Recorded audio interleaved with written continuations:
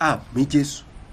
Gbogbo ẹ̀yin ọmọ Ọlọ́run pátá ẹ ó ṣoríire. Àmín Jésù. Ẹ ó bọ́ lọ́wọ́ ogun. Àmín. Ẹ bọ́ lọ́wọ́ ìjì. Àmín. Gbogbo ìdè tó dè yín, tó dè ọ́, tó dè mí, ẹ̀mí mímọ́ yóò tú wa sílẹ̀. Àmín Jésù. Yóò sì dára fún yín. Àmín Jésù. Jésù Olúwa wa. Àmín. Àmín. Àmín Jésù. Mo kí wa lẹ́ẹ̀kan sí I want to greet us once more, ẹ̀yin ọmọ Ọlọ́run. children of God. Eléyìí tí mo fẹ́ bá wa sọ yìí, This one I want to speak to us. mo pè ní ìjàmbá ojú àlá I title it The Problem of the Dream àti ọ̀nà àbáyọ. and the Way Out. Àlá, Dream.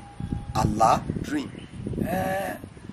Mo ń kí wa lẹ́ẹ̀kan ṣiṣẹ́. I'm greeting us once more. Àṣírí ogun ayé yín lórúkọ Jésù kò ní bò. The root of your problem will be exposed in the name of Jesus. Ẹ kíyèsí àwọn nǹkan tí mo fẹ́ sọ fún yín I want yìí you to take cognizance of what I want to tell torí you yóò wúlò fún yín. because it's going to help you. Ní àwọn ìkóríta yìí, In this junction, ó jẹ́ ogun tí Èṣù fi ń ja àwọn ọmọ Ọlọ́run àtàwọn tí ò mọ Ọlọ́run. that is where the devil is using to afflict the people of God and even those that don't know God. Kódà àwọn kan fi ń lu àwọn ènìyàn kan ní àwọn ìránṣẹ́ Ọlọ́run kan fi ń lu àwọn ènìyàn kan ní jìbìtì. In fact, some men of God are even using it to steal or to extort some people.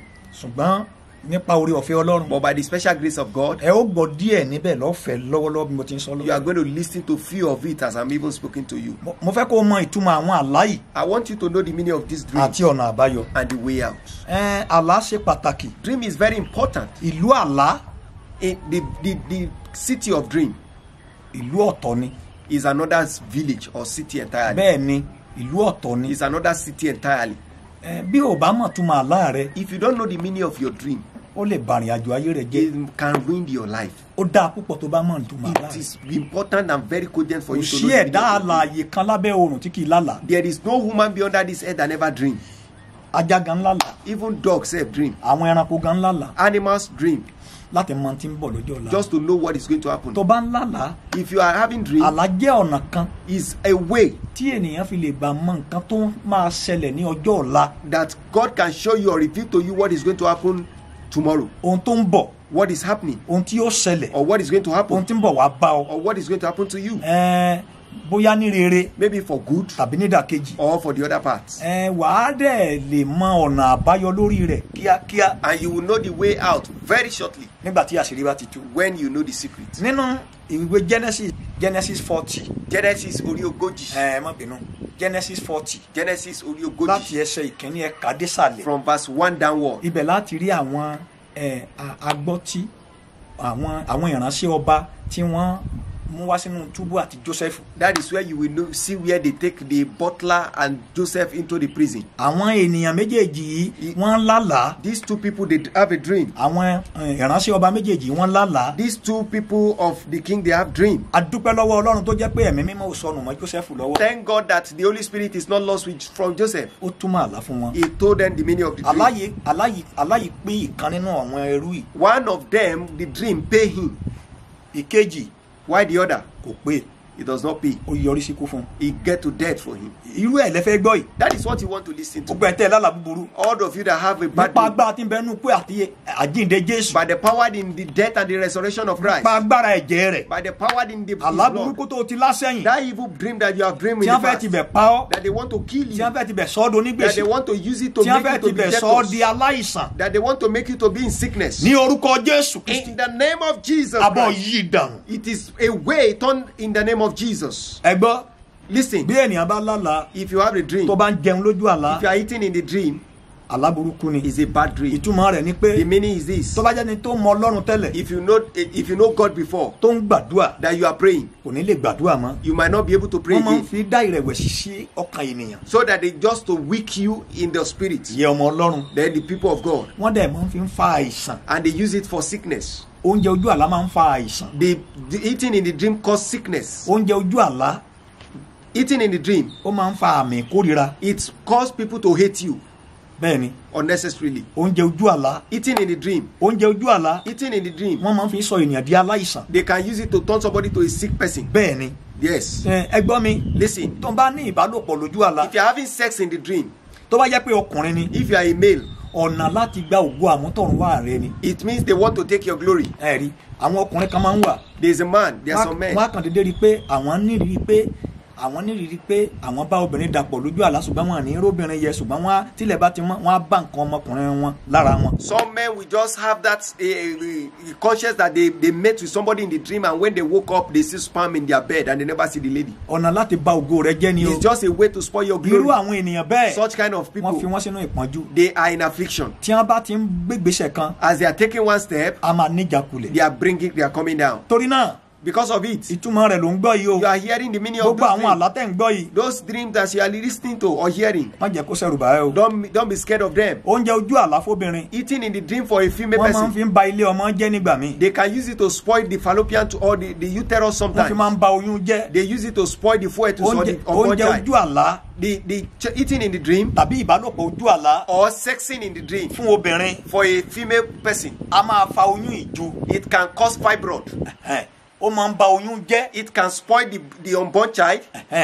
kí n tó kúrò lórí koríta yìí. Before I leave this junction, ṣe rí ìbálòpọ̀ ojú àlá yìí. you see sexing in the dream, iṣẹ́ burúkú ló máa ń ṣe fóbìnrin. it does a lot of bad work in that of the female. lóòótọ́ ó pín sí méjì. Law is of two parts. àwọn kan máa ń bá pàdé tó bá jẹ́ obìnrin tó bá jẹ́ pé ìbálòpọ̀ ojú àlá nípasẹ̀ ọkọ ọ̀run. Some people can meet it in time of when they have this spiritual husband. ṣùgbọ́n mò ń bọ̀ ń bẹ́ o. I am still coming to láti wá that, sọ̀túnmọ̀ ọkọ ọ̀run so fún that I wa. will tell you the meaning of spiritual husband. ṣùgbọ́n gbogbo ẹni tó bá ní ìbálòpọ̀ lójú àlá tó bá jẹ́ obìnrin. But if you are having sex in the dream, if you are a female, àwọn fi máa ń balẹ̀ ọmọ wọn they jẹ́. use it to spoil your fallopian tube, àmì ìkórira or they use it to make somebody to hate you unnecessarily. oyún ìju. Or you have fibroid. obìnrin tó bá ń wojú ọlọ́run fọmọ. If you are looking to God for the fruit of the tó womb bá ń lálàá. and you are having dream, tó bá ń rí ẹ̀jẹ̀. you are seeing blood epo pupa. or you are seeing palm oil, tàbí kó o mú kó o gbé èso dání kan gbà lọ́wọ́ ẹ̀. or you take some fruit and they collect it from you, tàbí kó o gbé omi lórí tàbí gbé omi dání báyìí kan gbà lọ́wọ́ or rẹ̀. you hold water, you Dànù. carry water in the dream, or they collect it from you and pour it away. àpẹẹrẹ bíba oyún jẹ́ ni. That is the sign of taking the termination of wọ́n máa ń pregnancy. ba ayé obìnrin jẹ́ obìnrin tó bá ń wojú ọlọ́run fún ọmọ. They use it to spoil the life of any woman looking for the fruit of the womb. ìkànnì yẹ o. That is another one. ẹ̀yin tẹ́ ń lálàá. Those of you having dream tẹ́ ń bára yín níbi tẹ́ ẹ ti gbé rí. that you are seeing yourself where you have lived before, àmì ìpadà sẹ́yìn ìfàsẹ́yìn. that is the sign of setback. ìkan náà ló túmọ̀ sí fún ẹni tó bá wà lójú àlá tó wà nínú mọ́tò tí mọ́tò yẹn padà sẹ́yìn tàbí tí mọ́tò yẹn dúró sójú kan tàbí tí mọ́tò yẹn wọgbó lọ. That is another sign for somebody that you are in a car, maybe the car is in reverse gear, or the car is stagnant, or maybe the car enter bush. mọ́tò tí èèyàn bá wà nínú rẹ̀ lójú àlá. Any car that you are in the dream, tí mọ́tò yẹn bá dára. if the car is very good, ó ń ṣàpẹẹrẹ ìgbé ayé ènìyàn. it means it's taking of your life. tí mọ́tò yẹn bá wà lórí express tó ń lọ. If the car is in express going, ìwọ ló ń drive rẹ̀. you are the one driving it. ó túmọ̀ sí pé ìgbé ayé rẹ̀ ń lọ bó ṣe yẹ kó It lọ. means your life is going the way it's supposed to go. ṣùgbọ́n tí mọ́tò yẹn bá dúró. If the car stop, ó túmọ̀ sí pé wọ́n dágbé ayé rẹ̀ dúró. it means they stop your life. tó bá wà nínú hold up. If the motor is in hold up, ó túmọ̀ sí pé ìgbé ayé rẹ̀ ó wà nínú ìdádúró. it means your life is in the place where they have put it, they have pegged it or make it stagnant. tí mọ́tò yẹn bá ń padà sẹ́yìn tó ń reverse. If the car is coming in a reverse gear, jẹ́ ń sọ fún ọ wọ́n dágbé ayé rẹ̀ padà sẹ́yìn ni. it means they put your life in a reverse gear. tí mọ́tò yẹn bá l'accident. If the car get an accident, múra dáadáa ká má bàa dojú ayé rẹ̀ bolẹ̀ ká má bàa pa ọ́ dànù. you have to be very, very careful so that your life will not be ruined. mò ń padà bọ̀ níbi eléyìí. I am still coming to this ẹ point. jẹ́ kí n kọ́kọ́ sọ ìtumọ̀ àwọn nǹkan wọ̀nyí fún wa. Let me tell you the meaning of all these things. ẹ gbọ́ mi. Listen, ẹnikẹ́ni anybody tó ń lálàá that is in the dream, tó rí ara rẹ̀ tó ń he ìgbín lójú àlá. that you are picking snail in the dream, ìgbín snail, alábàáhùn or tortoise, tàbí òun rí alákàn. or crab. jẹ́ ń sọ fún ọ Let me tell you, àmì ìfàsẹ́yìn is a sign or mark of setback. ní ìtumọ̀ rẹ̀. That's the meaning. ìfàsẹ́yìn Setback, ìjákulẹ̀ setback, àti àmúbọ́. and setback. gbọ́ mi Listen, àmì burúkú ni. they are bad signs. tó bá rí lára rẹ ní ìhòòhò lójú àlá If you see yourself naked in the dream, tí o sì aṣọ lára rẹ. that there is no clothes, eléyìí náà ó túmọ̀ sí ó pín sí méjì sí mẹ́ta. is of 2 or 3 types.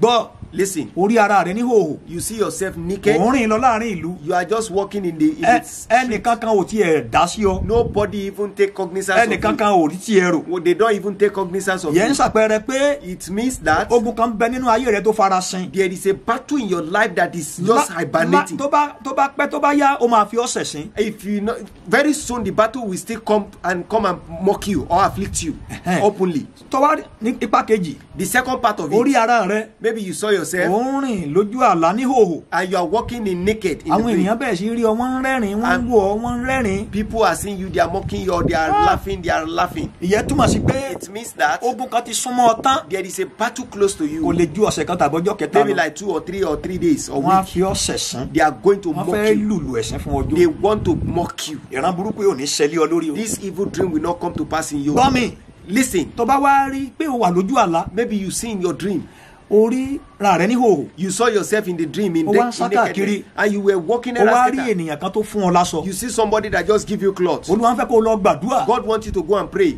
pé kí òun Ọlọ́run kó gbé olùrànlọ́wọ́ àtàláàánú tí ó bò ọ́ láṣìírí kó gbé dìde fún ọ. that God should help you to raise helper or destiny helper that is going to help you. ọmọléèwé gbọ́ eléyìí Listen, all these people tí that wọ́n bá go gba to báyìí school, rẹ lójú àlá if they collect your pen in the dream, wọ́n fẹ́ da òpó ìrìn àjò rẹ rú they nìyẹn. want to spoil your academic life. gbogbo ẹni tẹ́ mọ́ ń bára yín ní yàrá ìkàwé Those of you that meet yourself in that yàrá ìdánwò in library or in exam hall, tán bá gba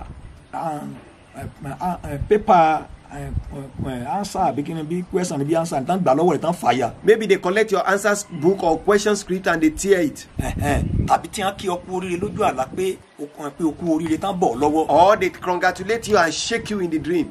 gbọ́ mi Listen, àmì ìjákulẹ̀ ni. they are bad signs. ó túmọ̀ sí pé wọ́n fa ìrìn àjò iléèwé rẹ sẹ́yìn. It means that they are setting back your journey or your academical life back. gbogbo ẹ̀ tẹ́ ń lárú àlábẹ́ ìran yẹn ò ní ṣẹlẹ̀ yín Those lórí. of you having such kind of evil dream, it will not come to pass in your life in Jesus' name. ẹ tún gbọ́ eléyìí. Listen to this one. ọkùnrin tó sùn sórí bed A man that slept on his bed pẹ̀lú obìnrin méjì. like with 2 women. ìyẹn sọ fún ọ pé That one is telling you kó múra that sádùá o. you have to pray. wọ́n máa fi obìnrin fìyà jẹ ọ́ They are going to use a female person to afflict you lọ́jọ́ ọ̀la. just tomorrow. àti fẹ́yàwó ó máa nira fún irú ẹni bẹ́ẹ̀. For you to marry, it will be very difficult for such person. tàbí kí wọ́n sọ di akóbìnrin jọ. Or they will make you to have many tó wives. bá ríra rẹ lójú àlá pé o dirun If you see yourself in the dream that you plait hair, ọkùnrin nìyẹn o tó dirun. maybe you are a male and you plait hair, ó túmọ̀ sí pé kó o lọ gbàdúrà. it means that you should go and pray. ìṣẹ̀dá rẹ ń bẹ lọ́wọ́ obìnrin. Your life or your destiny is in the life of a woman. gbọ́ mi Listen, bí o bá lálàá maybe you dream tí o bá ilẹ̀kùn rẹ ní jíjá and you saw your door being breaking in, Lójú àlá. in your dream. gbọ́ mi Listen, ìyẹn túmọ̀ sí pé it means that wọ́n fẹ́ fi olè ara àti tẹ̀mí já ọ. they want to use armed robber both in the spiritual and the physical to afflict you. ìkankan náà ló túmọ̀ sí pé kí wọ́n gbé báàgì rẹ lọ. It means another thing for them to steal your bags in the tàbí dream. kí àpò rẹ àpò tó wà lára aṣọ tó wọ̀ kó dédé rí pé ó já. Or maybe your pocket just break loose. wọ́n fẹ́ fi olè já ọ ni o. They want to make armed robber to come and steal from èmi ń you. gbàdúrà fún ọ I am praying for you bí olúwa ti wà as the Lord liveth. àwọn àlá ibi àti ìran ibi All those evil dreams lórúkọ Jésù ní orí rẹ in the name of Jesus over you. ẹ̀mí mímọ́ yóò yí dànù. Holy Spirit will turn them away. gbọ́ mi Listen, tí o bá rí wípé if you see that wọ́n kó aṣọ wedding rẹ lọ lójú àlá they stole your wedding gown in the dream tàbí wọ́n fàya or they tore it, wọ́n bẹ irú ẹni bẹ́ẹ̀ wọ́n fẹ́ bà ọjọ́ ayọ̀ rẹ jẹ́ ni. that's one they want to spoil the day of your joy. gbọ́ mi Listen, tí o bá rí wípé if you see that ẹsẹ̀ bàtà rẹ kan sọnù one of your shoe gets missed, ẹsẹ̀ bàtà rẹ kan sọnù one leg of your shoe gets missed, tó bá jẹ́ wípé ọkùnrin ló lálàá yìí if you are a male that dream this dream, gbàdúrà dáadáa pray very well kó má bàa pàdánù ìyàwó so rẹ. that you not lose your tó bá wife. jẹ́ pé obìnrin ló lálàá yìí If you are a female, gbàdúrà dáadáa pray very kó well má bàa pàdánù ọkọ so that rẹ. you not lose your husband. tó bá rí pé eyín rẹ yọ lójú àlá Maybe your teeth removed in the dream. kí irú ẹni bẹ́ẹ̀ gbàdúrà You pray very well kó má bàa pàdánù ògo tó tóbi kan. so that you will not lose one glory. ìsídà kí irú ẹni bẹ́ẹ̀ pàdánù ọmọ Or it's either you lost your child kó pàdánù ọmọ tó lógo or you lost a child that is glorious. àbí ògo kan tó fẹ́ farahàn nínú ayé rẹ̀ kan yí dànù. Or one glorious thing that want to manifest in your life to turn away. obìnrin tó ti bímọ tán You have given birth to your children tó ń lálàá pé òun rọbí lójú àlá and you are still there laboring in the dream. wọ́n fẹ́ bọjọ́ alẹ́ rẹ jẹ́ ni They o. want to spoil your end here. wọ́n fẹ́ ba ìrìn àjò rẹ jẹ́ láti pé kó pàdánù àwọn ọmọ tó ti bí tó ti dàgbà. They want you to lose all the children that you've given birth to, that they've grown up. Obìnrin tí ń lálàá. A woman that is dreaming, òun rí ọmọ lójú àlá. you are seeing a child in ó the sì ń dream, wojú Ọlọ́run fọ́mọ. and you are looking for good wọ́n of the fẹ́ womb. dá ọ dúró ni o. They want to spoil you. They want to stop your ohun tó journey. yẹ kó ṣẹlẹ̀ lójú ayé. So that what's supposed to happen in the ó túmọ̀ sí physical, pé wọ́n fi ògo àti bímọ rẹ pamọ́. it means they have hidden your glory in that of the spiritual.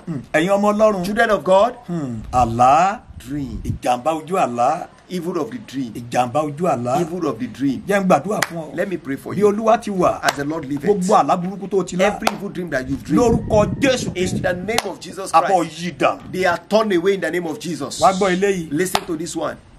mo fẹ́ sọ bíi mẹ́rin sí i ká tó parí. I want to see like 4 more ẹ before we ó finish. bá mi pàdé ní apá kejì àti apá kẹta ọ̀rọ̀ tá à ń sọ lọ́wọ́ yìí. You are going to meet Baba in the series 2, series 3, series 4 in this world. ní agbára Ọlọ́run. In the name of Jesus Christ. tí o bá lálàá If you dream tó rí ọ̀gẹ̀dẹ̀ tó pọ́n. that you saw a banana that is ripe, ó túmọ̀ sí pé wọ́n ti bà ire kan jẹ́ mọ́ ọ lọ́wọ́. it means they have spoiled some things. They have spoiled some glory. tó bá rí i pé orí For you. òkú ẹja Maybe you see a dead fish, àti àwọn ọ̀gẹ̀dẹ̀ tó ti pọ́n. or maybe some animals, some fruits, ripe bananas. ó túmọ̀ sí pé ìbùkún kan ti súnmọ́ ṣùgbọ́n wọ́n ti bàjẹ́. It means that there is a blessing close to you, but they've spoiled it. tó bá lálàá If you dream, tó bá rí omi if you see water, àgbàrá a water like flood, ìṣòro ńlá ni o. is a very big problem. múra dáadáa In fact, you have to be kí zealous ogun má bàa dìde sí ọ. so that evil will not rise against you. tó bá lálàá tí àgbàrá yẹn bá wọnú ilé If you dream and you see that flood entered into your tó house sì jáde lódì kejì and move to the other side, múra dáadáa. be zealous very well. ẹnìkan máa kú nínú ilé yẹn Somebody will die in that house. àbí orí kíkan tó dédé sídi tó wó lulẹ̀. Or you see a tree that just uproot and just fell down in the dream. ó túmọ̀ sí pé ẹnìkan máa kú. It means that somebody will die. tó bá rí plane tó já If you see a plane that just came down ó túmọ̀ sí or crash pé land, ológo kan fẹ́ kú it means that a glorious person want to nínú die ìdílé yẹn. in that family. ẹ̀yin tẹ́ ń bá mi lọ People that you are following me, mi ò ní pẹ́ dá dúró mọ́ I will stop very nítorí soon àkókò wa. because of our time. ó pọ̀. There's a lot like that. There's a lot. eléyìí tí mo fẹ́ fi parí ẹ̀. The one I want to use to ẹ jẹ́ n end sọ it, bíi mẹ́ta náà. let me tell you more 3. gbọ́ Listen, tó bá rí i pé if you see that, orí ẹja you see aborí fish nínú omi in the water. bóyá òun kó ẹja yẹ Maybe you are fresh, you àbó are orí carrying wọn nínú that ẹrọ̀fọ̀ tí wọ́n fish. tóbi. You are seeing them big fish inside that mud. àpẹẹrẹ pé ìbùkún kan ti súnmọ́ ọ. That means that there is a blessing that is close to you. tó bá rí fóònù lójú àlá. If you see phone in the dream, tó bá rí fóònù lójú àlá if you see phone in the dream tí ó ring that is ringing, ó túmọ̀ sí pé kó o gbàdúrà. it means that you should pray. wọ́n máa pè ọ́ fún ìpè ayọ̀ kan. They are going to call you for joy. bẹ́ẹ̀ ni Yes, nígbà tí fóònù rẹ bá ring that is when your phone rings. ìpè ayọ̀ kan máa dún. There is a ringing of joy. ó ti súnmọ́ ọ tán. It's very close to you. gbọ́ Listen, tó bá ríra rẹ pẹ̀lú àwọn aláwọ̀ funfun if you see yourself with these white àwọn people, òyìnbó the white men, ó túmọ̀ sí pé it means that ìrìn àjò rẹ jìnnà ó lọ sílùú ọba. your journey is very far. You are tó bá going rí kinní abroad. kan tí wọ́n ń pè ní agbóòrùn If you see what we call umbrella, ó túmọ̀ sí pé ààbò Ọlọ́run wà lórí rẹ̀. it means the protection of God is upon you. tó bá ń kọ orin ìyìn lójú àlá If you are singing him in the ó dream, ìyẹn túmọ̀ sí pé Ọlọ́run wà níhà rẹ. it means God is beside tàbí you. kí orí ìránṣẹ́ Ọlọ́run kó máa gbàdúrà Or fún you ọ. see a servant of God praying for ó túmọ̀ you, sí pé Ọlọ́run ò jìnnà sí ọ it means God is not far from ó you. sì ń fi ọlọ́kàn balẹ̀. And God is just put àti bẹ́ẹ̀ bẹ́ẹ̀ lọ ẹ̀yin ọmọ and so Ọlọ́run. on and so forth. parí ẹ̀ parí ẹ̀ They finish everything. ẹ̀yin tẹ́ ẹ ní ìṣòro ọkọ ọ̀run. Those of you that have spiritual tó bá husband, ń lálàá if you are dreaming tó rí pé o máa ń jẹun lójú àlá that you eat in the dream, o máa ń níbàálòpọ̀ lójú you àlá have sex in the dream, o máa ń lóyún lójú àlá you do pregnant in the o dream, ń ṣe wedding lójú àlá you do wedding in the dream, o ń gbọ́ máa àjòjì kan lójú àlá you carry a strange child in the o dream, máa ń lálàrí ejò sáásáásá you see snake all the o time, bára rẹ ní ẹ̀gbẹ́ odò you saw yourself near a river place in the bóyá dream, ìwọ àtàwọn kan maybe you and some people, tàbí àwọn ìwọ àtàwọn kan láàrin odò or maybe some of you even in the o midst máa of ń rí that, ìlẹ̀kẹ̀ lọ́rùn rẹ tàbọ̀wọ́ rẹ tàbí ìdí rẹ. you see beads in your neck or your hand or in your waist. àpẹẹrẹ ọkọ ọ̀run nìyẹn. That is a sign of o spiritual lè máa bá husband. ọkùnrin kan pàdé lójú àlá kó máa bọ́ rìn kó máa bọ́ ṣeré nígbà míì ó lè já lákìsà torí oríṣi ọkọ ọ̀run méje ló wà. There are different type of 7 spiritual husbands. o tí mi ò lórí ọ̀fẹ́ láti dárúkọ fún yín. Maybe there is no time now. Orí àkókò wa. Just because of our Ọkọ time. ọ̀run alákìísà wà. There is the one of that Ó of fẹ́ sọ ọ́dà alákìísà ni. that he want to make you to be afflicted. Ọkọ ọ̀run ọlọ́mọ yọyọ wà. The one that has a lot of child. Kò ní jẹ́ ọ bímọ sáyé ọ̀run lọ́mọ bímọ sí. He will not want you to have child in the physical, but you will be getting child in the spiritual. Ọkọ ọ̀run alágídí wà tán pè ní alákatakítí. There is a one called alakatakiti. The one that is very very. So ìyẹ́ yìí jẹ́ kí obìnrin lọ́kọ. That one will not allow you to even get your husband. Àti bẹ́ẹ̀ bẹ́ẹ̀ lọ. And so on and so forth. Tọ́jọ́ bá ti wá ríra rẹ bẹ́ẹ̀ yẹ. So when you see yourself like àtàwọn that, àmì yẹ. and with those signs, Ó túmọ̀ sí pé o ní ọkọ ọ̀run. it means that you have spiritual Kò sírú husband. ipò tó lè wà. There is no position you Ọkọ are. ọ̀run àti ìyàwó ọ̀run wà. There is a spiritual wife, there is a spiritual husband. Iṣẹ́ tó máa ṣe fún ọ rèé. And this is what they are going to do for you. Ó lè má jẹ́ o tètè lọ́kọ. They might not allow you to have your Tó husband. bá wá lọ́kọ tán. If you have your husband, Ó lè má tí o tètè rọ́mọ bí. they might not allow you to have your child. Wàá máa ṣe nǹkan oṣù ní ọlọ́jọ́ gbọọrọ kó máa fìyà jẹ ọ́. You will be doing menstruation of maybe a long period of time. Ìjà ló máa yá lára rẹ. And sometimes you will just be having miscarriage. Iṣẹ́ ọkọ ọ̀run nìyẹn. That is the work of this spiritual husband. Nígbà míì àárín ìwà àtọkọ rẹ̀ á dédé dàrú bó gbégbá òní máa gbé bó ṣe kíní kan òní máa ṣe iṣẹ́ ọkọ ọ̀run nìyẹn. Sometime between you and your husband, you will just be having problem and fight all the times. Nígbà tó bá lọ́kọ tán ọkọ ọ̀run lè dòpò ọkọ rẹ̀ rú gbogbo iṣẹ́ tọkọ rẹ̀ ń ṣe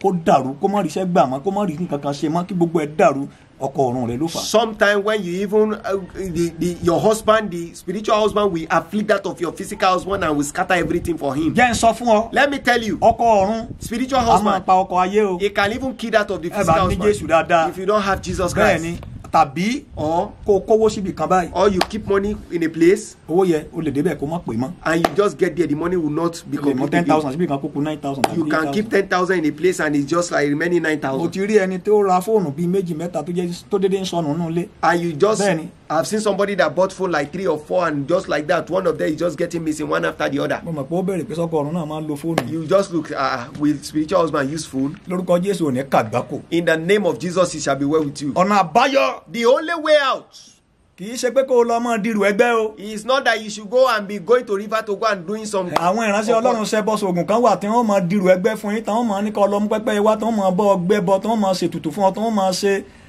ìràpadà fún ọ tí wọ́n máa ní kó lọ mú pẹ́pẹ́ wá adìyẹ wá tí wọ́n máa pàgbọ́n lórí rẹ̀ irọ́ ni o ìsọ̀nà àbáyọ o. There are some ministers of God that do like herbalists. That is not the way out.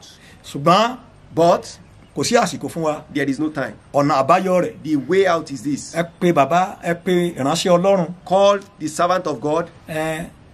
Kò sí ìránṣẹ́ Ọlọ́run tó mọ̀ tó máa là tán. There is no ministers of God that knows all the dreams. Ṣùgbọ́n nípa oore ọ̀fẹ́ Ọlọ́run But by the special grace of gbogbo àwọn God, eléyìí tá a ti ń sọ fún all yín this one that we are talking Olúwa about, fún wa ní oore ọ̀fẹ́ God give us the grace láti kọ́ wa ní ọ̀nà àbáyọ rẹ̀ to give us the way out láì ná lówó without money, láì ná ní wàhálà without stress, láì ná lágbára ewé àtẹ̀gùn without any concussion or torí whatsoever. pé Because gbogbo ogun tí ń bẹ láyé because every battle in this world, agbára Ọlọ́run ká gbogbo the rẹ̀ power of God is enough for it kọ́kọ́ all. gbàgbọ́ nínú Jésù Just believe in ó sì Christ. gbàgbọ́ nínú agbára rẹ̀ Believe in His kọ̀ power. èṣù àti iṣẹ́ rẹ̀ sílẹ̀ I want live forsake sin and jẹ́ kí the ọkàn rẹ devil. àti ọwọ́ rẹ mọ́ Let your mind and your heart be jẹ́ kí wọ́n pure. máa sọ̀rọ̀ rẹ ní dídá láàrin àwọn Let them ènìyàn be speaking about you good in the midst of sí people. ogun tó dìde sí ọ There is no battle that rise against ó you. máa borí rẹ̀ You are going to overcome them. àlàáfíà fún gbogbo ẹ̀yin ọmọ Peace Ọlọ́run unto all the children of ẹ jẹ́ God. gbàdúrà ẹ jẹ́ gbàdúrà fún Let me pray for you èmi all. sọ àsọtẹ́lẹ̀ sínú ayé I'm rẹ prophesying in the life of somebody. agbára tí bá ìrìn àjò rẹ jẹ́ The power that is working with you, spoiling nípa your life. agbára tí ń bá nínú ìfàmì òróró yàn By the power in the anointing. lórúkọ Jésù agbára yẹ kó ṣubú lulẹ̀ In the níwájú rẹ name of Jesus Christ, the power fall and died in the name of Jesus. májẹ̀mú tó ń bá pàdé lójú àlá The covenant holding you down in the dream tí ń ba ògo rẹ and jẹ́ is spoiling your life lónìí today. lórúkọ Jésù Kristi In the name of májẹ̀mú Jesus. yẹ kó kú wọlẹ̀ níwájú rẹ Let the covenant be breaking in the name sọ̀rọ̀ of bí Jesus. àlùfáà Olúwa I am speaking as a servant of ó God. sì ń sọ̀rọ̀ bí aṣojú I am Olódùmarè speaking as an oracle of ó ń God. sọ̀rọ̀ bí ẹni tí Olúwa rán sáyé I am speaking as somebody that God sent láti kó àwọn àgùntàn rẹ̀ kúrò nínú wàhálà in order to take his children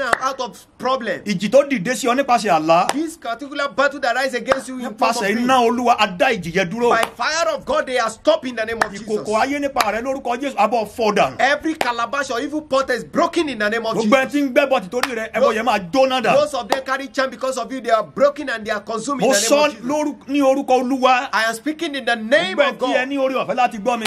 Everybody that have the grace to see ọkọ me. ọ̀run tó níyẹ. That spiritual husband that you are. lórúkọ Jésù iná Olúwa lù pa. In the name of Jesus Christ, they are consumed by fire. lórúkọ Jésù ò ní bá pàdé mọ́. In the name of Jesus, you are departed. ẹ̀mí mímọ́ yóò tú àti ẹ̀ka. Holy Spirit will scatter you. agbára Ọlọ́run yóò tú yín sílẹ̀. Holy Spirit will deliver you. àlá burúkú ò ní ṣẹ lórí rẹ mọ́. Evil thing will not come over you. ìran rere ya yóò wá sí ìmúṣẹ.